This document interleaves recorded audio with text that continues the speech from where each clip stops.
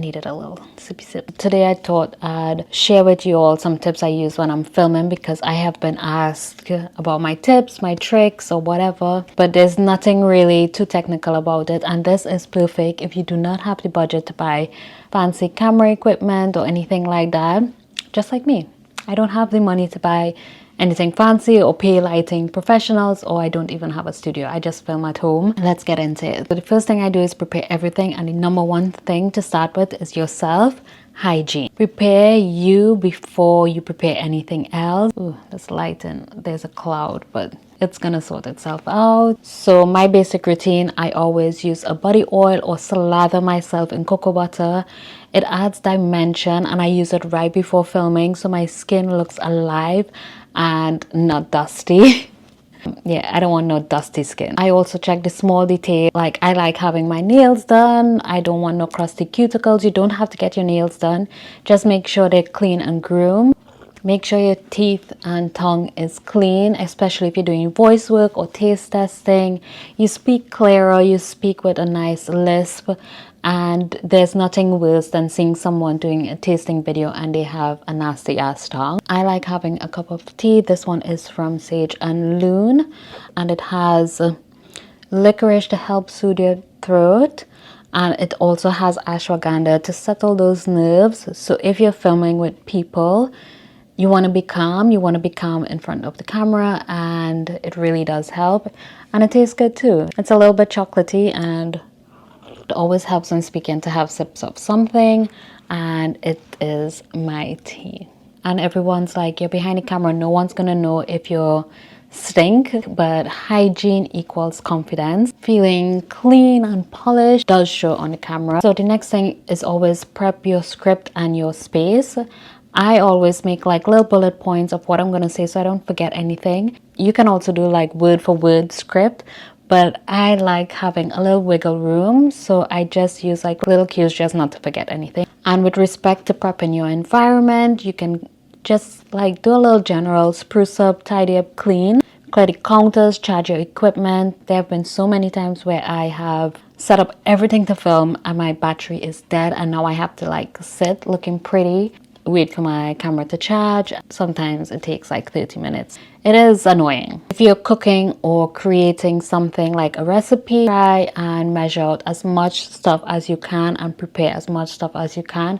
I know sometimes when filming you do some chopping on the camera for ASMR, that is fine, but make sure the workflow is simple and stress-free and headache-free, because filming takes a lot from you. Sometimes you film for 3 hours just to get 30 minutes of content, and it is very depressing.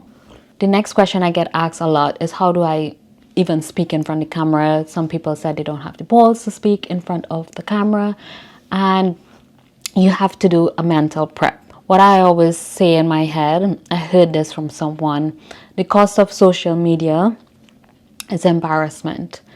And you have to get comfortable with that. People will correct you, they will mock you, they will pick on the tiniest of flaws, and they're so bold behind the screen. But if you walk down the street, they're not going to tell you anything for being this version of you. So don't feel embarrassed about being yourself, honestly. I get corrected all the time. Sometimes they're right, sometimes they're wrong, but either way it boosts engagement. They actually say to make mistakes because people have this thing in them. It's in them. They need to correct a next human being. So if there's a mistake, there's been many times when I'm posting and I realize I've made a mistake in the subtitles or something like that, and I'm like, you know what, I'm gonna put it anyway. Let me see how big of a person they are not to correct me, because people make mistakes, and if you have to correct every little nitty-gritty thing, this is not an exam. It shows more about you than me. Just do your best and go. The next thing I would say, don't fight the cringe phase, just be you. Don't twist yourself into a pretzel thinking about what other people might want from you. If you've got a niche, amazing, lean in. If you're broad like me, spread across 10 different categories, 10 different vibes. 1 minute I'm in my mom mode, 1 minute I'm in my girly mode, cooking mode, stress mode, entrepreneurship mode. you know what, just do you. It is harder because some people follow me for girly stuff, and then when they realize I do cooking stuff or entrepreneurship stuff, they unfollow me, and that is okay. Your people will find you. Everyone starts off cringing at their own voice and face on camera. It is normal. For the first few videos I made, like hearing myself on camera was the cringiest thing ever, and I deleted it. I was like, no.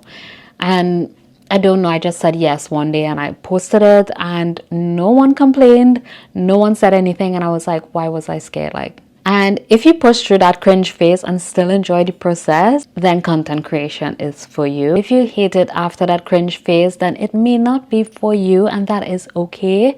Just do it when it's necessary, because building a brand nowadays, you need to be on social media. Just know yourself and don't start hating yourself, because it's not worth it. My next step is a non-negotiable for me. It is a strange one.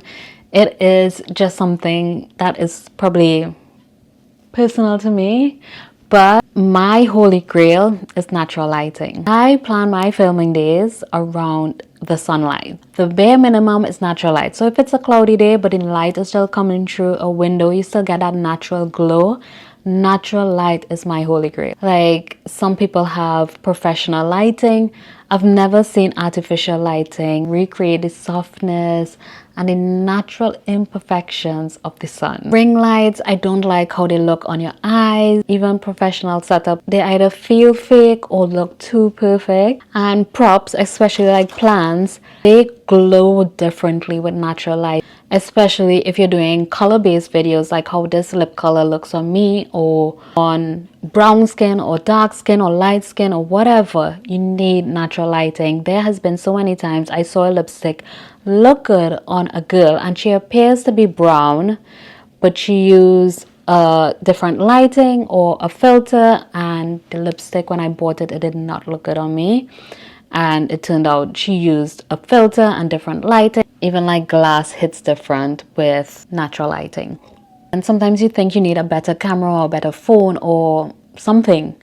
You just need better lighting, and you cannot get better than natural lighting. Come on, look at these eyes. Plus, natural light just enhances anyone's mood, the mood of the plant, and you just have better energy on camera. I am in such a good mood right now that I would not be on a cloudy, gloomy, rainy day. So I just, an artificial lighting, even if it's a sad lamp, which I tried, does not do as well as natural lighting. We all know that. It's simple as just filming by a window, glass door, anything. The glass, even if it's a frosted glass, it produces that glow, that natural glow. If it's a tinted glass, don't. That's not what I mean. I know inspiration can strike at any moment, but when you can't control it, just choose sunlight. And my last tip would be to just have fun with it. If you're not having fun, don't do it. I genuinely enjoy filming. I enjoy talking to the camera. I do not feel any sort of embarrassment anymore. Like, just start doing it and you'll get better. Like editing my videos, probably I would say 50% of my views is me watching myself. I just like looking at myself. I like hearing my voice now. It will get better, trust me. Just keep doing it and the cringe will go. If you dread it, let it go. Just do it when it's necessary. Social media, content creation, it's a long game. You need to enjoy it. And that's it. That is my must-have tips for filming, and I hope this helps you level up your content.